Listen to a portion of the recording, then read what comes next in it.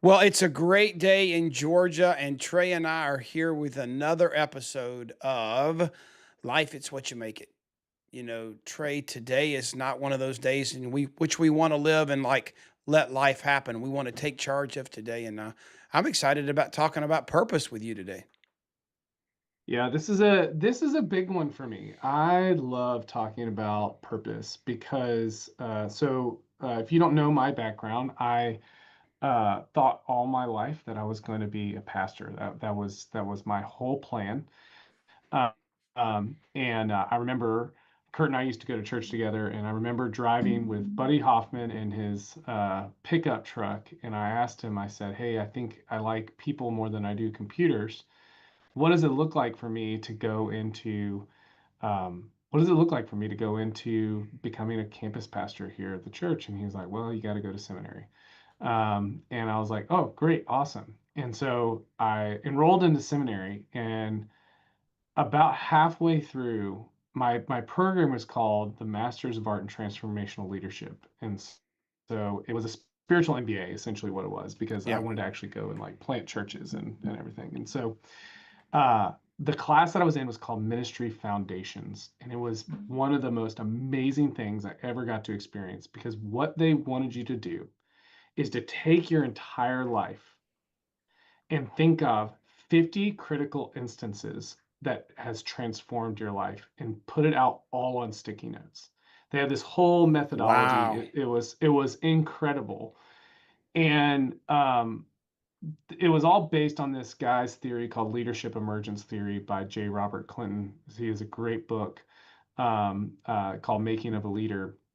And basically, he was an engineer turned seminary professor, and he studied the life of 3,000 leaders and mapped their critical instances, and then wrote this book that's more like an engineer's manual about defining critical moments in someone's life. Promise I'm getting to the point here. Here you go. And I got to this one point on this timeline that I was creating, and we had to qualify every single one. And we had to write a narrative. It was like this 40-page, and I was 27 at the time. So 50 critical incidences, but that was a lot. And I remember sitting in class, and I felt like God talked to me for a moment and was like, "Listen, I know you want to be a pastor, but do you realize that you can be a pastor anywhere?" Hmm. And all of my life, so when I came to faith when I was 14, I thought this was my what I was going to do. And the truth is I found myself in St. Paul, Minnesota, sitting in this classroom and realizing that my career was not my purpose, and that God had a bigger plan for me. Yeah. And it was really a hard thing to let go of. So I don't know, Kurt, like purpose sometimes it's fun. We all like our vision Sure. boards. Yeah. We Yeah. all like, thinking through all that, but sometimes purpose can be hard too. It took me a while to grieve, like not being in the church. But man, if I didn't join the school, and then now running my own business, I could never imagine. It makes me just think about Ephesians, where it talks about like, the things that I can imagine for you are so much greater, right? You know, Um, Trey, it makes me what you just said. I mean, I've got a similar story. I'm not going. I won't get into. But parents got divorced, and always felt called to be in ministry, and God showed me that there's ministry in the marketplace. But the one thing I was going to, and I won't unpack my story right now, but I'll say one thing: what you just said, and the life that I've been able to pursue. The guiding light for me was a moment when I don't remember who said it. If I did, I'd love to give them credit, but it's like God is a 7 day a week God. He's not just a Sunday God. And I mm, felt like the world around me set aside one day for God. I grew up in a church world where, on Sundays, you did God. I mean, that was your God day. And then Monday through Saturday, you did selfish days or you did self stuff. And there was a point at which I just said, that's a bunch of BS. God's a 7 day God. He's not a 1 day God. And that's kind of what you're saying when you had that moment. I mean, in a simple way, it's saying what when I wake up every day, when I sleep every night, I'm in a relationship with God, and that's my calling. It's not to preach on Sundays. That could be a piece of it, but certainly that couldn't be the whole thing. So I totally identify with what you're saying, and well, we could dive so Yeah. deep, but I won't go Well, in. I won't go into too deep. yeah, and just one last plug, I would say Monday Morning Faith by SEU Worship is an amazing song. Chelsea Plank, she sings it. It's actually one of these bands that like worship bands that I don't feel like get enough credit. They're freaking awesome. Hey, Trey, could we? Do But you so think we SE, could we get Hope to put that song as a link yeah, in sure. somewhere Yeah, with the we can do that in the podcast? show And also let's notes. put that book that you talked about, the making of a leader or whatever. That those Yeah, both J. those sound Robert good. Yeah, Clinton. that was Yeah. great. Yep. Yeah, we can make that happen. And so all of that backstory is, hindsight's 2020, right? Yep. Like it's when we look back on our lives, we can, I mean, I could not plan the life that God has given me. There's just no Yeah. way, not No. even Yeah. possible, Yep. right? Like, Yep. um, and so because of that, like I think when we look back, we have things that we might want to tell ourselves, right? Like I certainly would want to tell myself that like ministry, yeah, certainly can be a passion, but really like your purpose is more important than your passion for the church. Yeah. But I know we just released this video for you, Curt, which is the 11 things that you would tell your 20-year-old self. And Yeah. I just want to unpack a couple of these. And if you're not subscribed to the YouTube channel, just youtube.com/makealife or makealife.com/YouTube will get you as well.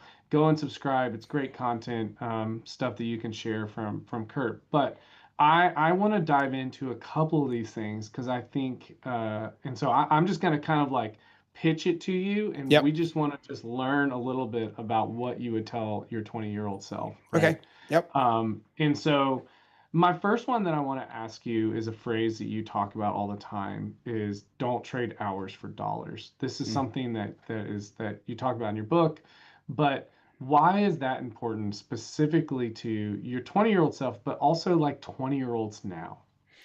You know, um, it's just I'm trying to decide what all I want to say here, but I mean, as a 20-year-old or as someone who's trying to craft the life that's before them, what's next? What do I do?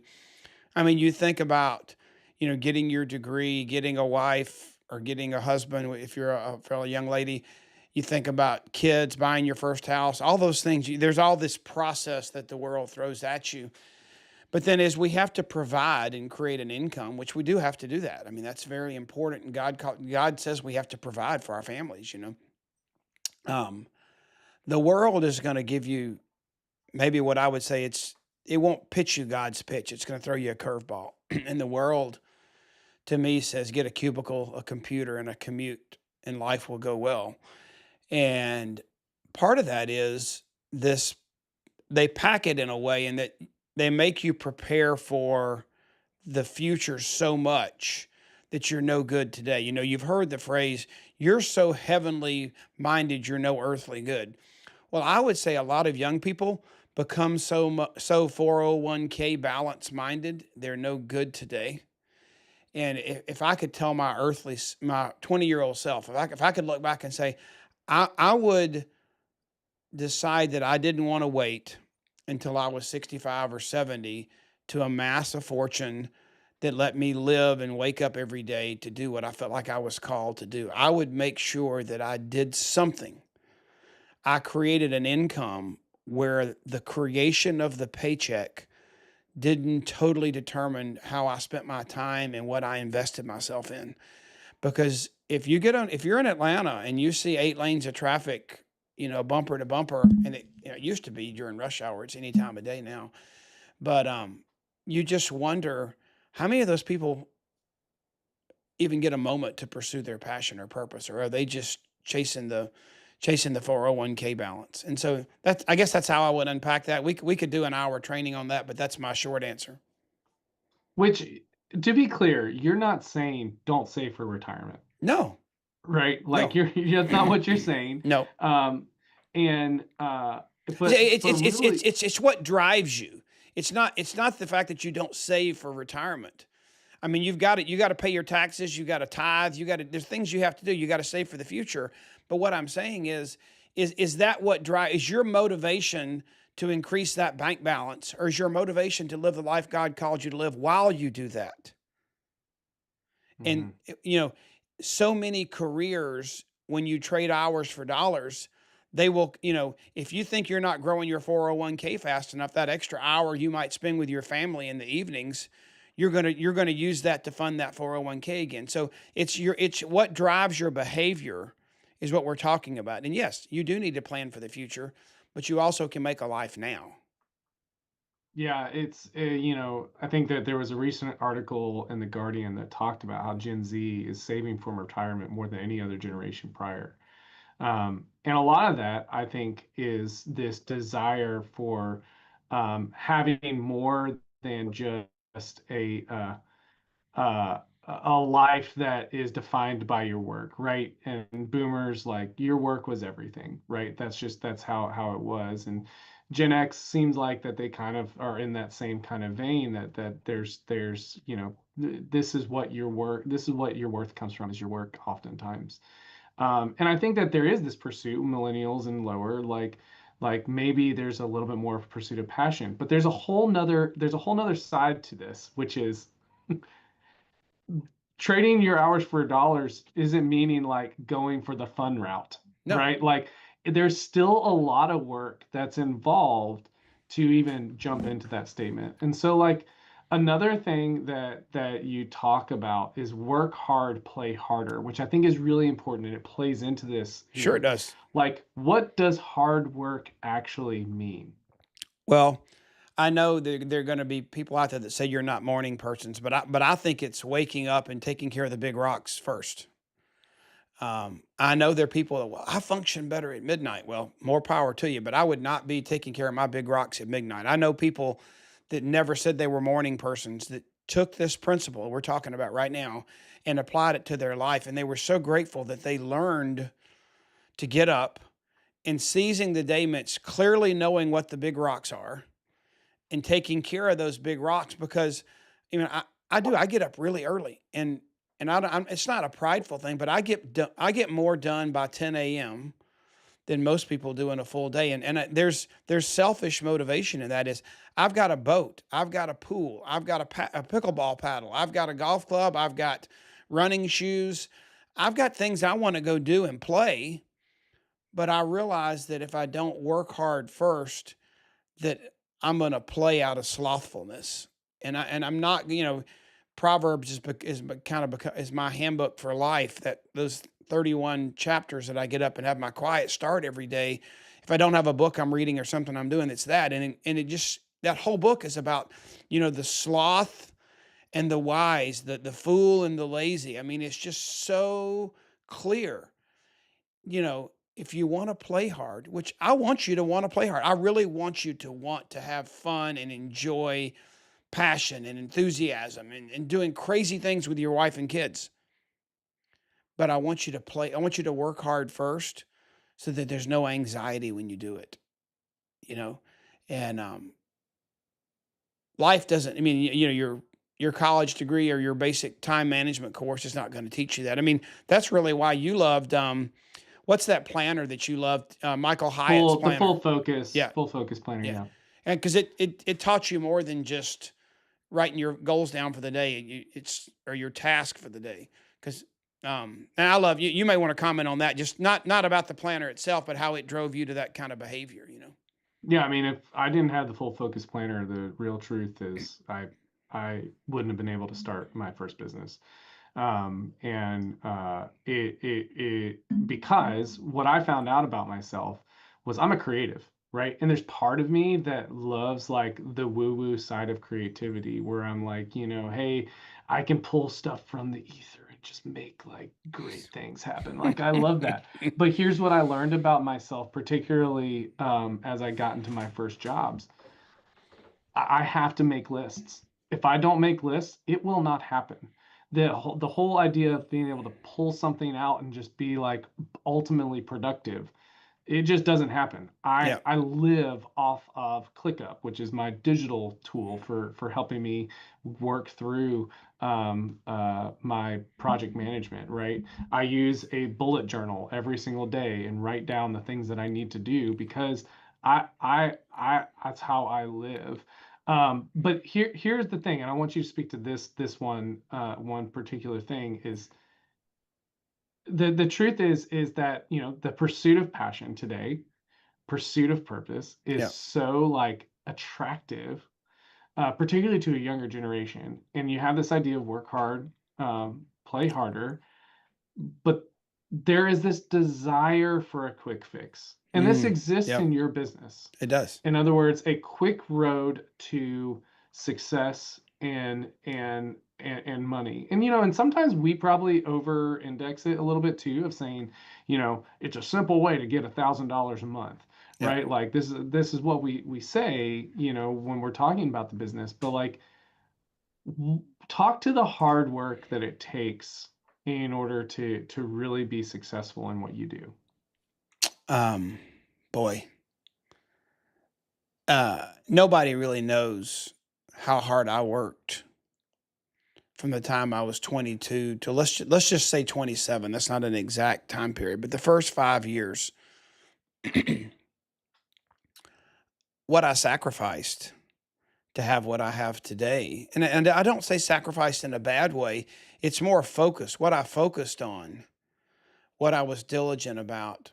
Um, I'll give you an example because I think this Gen Z, this emerging generation, I think their motives are so good and they're so right and they're so smart. I mean, they've had, I've been talking about it, and we got a generation of kids that never had Google, not to ask a question to. They've always had their answers, and we're about to have a generation that's never not had their own personal AI robot to figure out life for them. But so there's what that created in this generation, and what I see when you're asking me that question, Trey, is it's it's an entitlement. Not I'm not talking about the bad way that we described an entitled generation. It's like I know what I want. I just want it. I want Google to give it to me. I want AI to give it to me. I want that quick fix. My friend Dr. Tim Elmore has written several books about that. He just texted me yesterday. He's got a new book coming out, but about that same topic. But here's what I would say is in the beginning. Let me just give you an example. I didn't quit enjoying life. Lori and I didn't stop loving on each other, doing social things with our friends. But here's the things we did do. We decided that there were some things that would be there tomorrow if we focused on building what we wanted, what we felt like God had called us to do, creating that business that funded the life we wanted to live, that it wasn't the creation of the paycheck that stopped the life we wanted to live. So we felt like we could do that. And so let me give you some examples. I went to Georgia Tech. And yes, I'm a Georgia Bulldog fan too. I'm both. I know I'm like bipolar, but you hear me talk about the Georgia Bulldogs, but I did get my degree from Georgia Tech, and I love both. I'm a Georgia boy. But when I got out of Georgia Tech and focused on that, um, one of the things that I loved when I was at school there was Georgia Tech was like they were like winning in ACC basketball like crazy. That was when they were in the Final Four. They had the lethal weapon three. It was crazy, and so I loved my ACC basketball. I graduated and I figured out, gosh, I can't get free tickets anymore.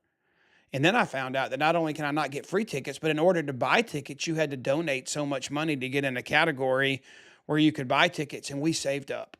Me and I couldn't do it. I mean, I had no money at that time, but me and three other buddies, the four of us, we saved up enough so that we could make the donation to buy some tickets, and we split them between the four of us. It was that important to us. Well, that November, right when basketball season was about to start, guess what? Lori and I made a decision to do Juice Plus, to be in this business together, to build our future with this business. And you know what we decided?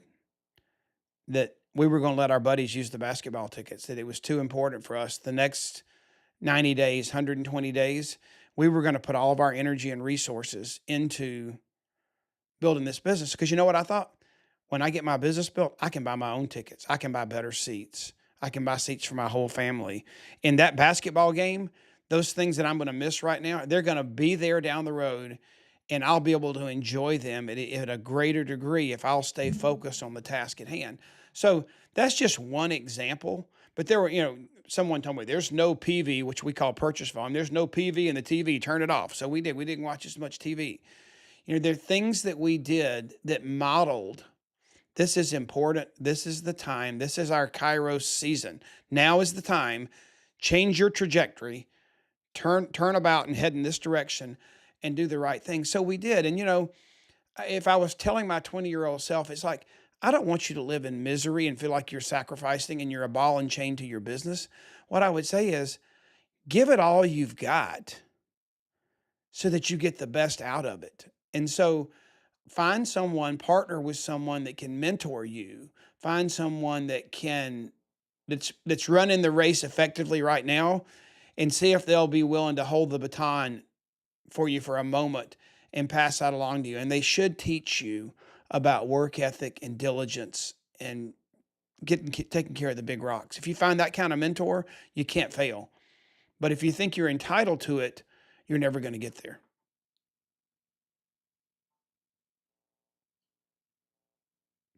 Trey, I'm not hearing you. I don't know if you muted or not, but I don't hear you. Sorry. That's my fault. Yep. Yep. Again, I think for me, my biggest thing that I think I struggle with is, there's this ideal of being an entrepreneur, and being your own boss, which is great. Trust me, I am so glad I did. I am no longer trading hours for dollars, right? Like I do work hard to go play hard, right? Yep. Like I do that.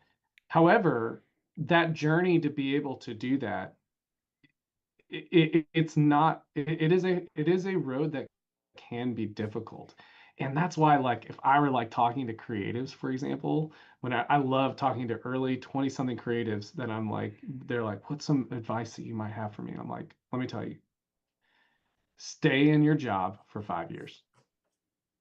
Stay in your job for 5 years. Don't be the person that sits in a job for a year and a half and then decide to go find something else and find another job and then find another job and then move to another job, do another job. Like, because there's something to learn about grit in the moment when jobs become hard. I really think it's the thing that has helped me be successful as a business person. Is like, I've had to go through hard things in life, but also in business. And so, because of that, I've been challenged, to grit through hard things. And so, I really like that work hard and play harder idea. Now, there are 9 other things that you talked about. I know we only really touched 2 today, and so I'd encourage everybody to go and check out this video. We might even dive in a little bit more into a couple Sure. more of these, into the future. But we have busy days because we got businesses to run, and so we've actually got to transition to our next thing. And so we really appreciate everyone who's listening. We want to know, like, that you are listening. So if you can give us a subscribe on, whether it be YouTube, if you listen to YouTube podcasts, or on Spotify. Share it with your friends. It's really easy to do. Just share us, just like you would share anything on the internet. Share a link to the podcast episode. We'd love for others to hear this show. And Curt, just thanks for the conversation today. I think it was really rich. I really appreciate, yeah, everything that you do to inspire me too. Can I land the plane with one thought from my heart here for a minute, Trey? You Thought inspire. from the heart. Yep. Let's You go. you inspired me. I would love, and Trey would love, we would love to be sitting having a cup of coffee with each and every one of you at a table at a coffee shop Trey's involved in, a Starbucks, or wherever that might be. That would be my thrill and joy, to look into your eyeballs and spend time with you. But you know what I know is that if I want to spend time with more of you, that this online platform is the place and way that I can do that in a better way. So I, we would love, like Trey said, your feedback, but because what we want to share us with others, because we want to inspire you. And if we're not doing a good job of inspiring and delivering the right principles for you, we want to be better at that, because the only way into the future that we're going to be able to touch as many lives as God calls us to touch is we have to use technology because you're busy, Trey's busy, I'm busy.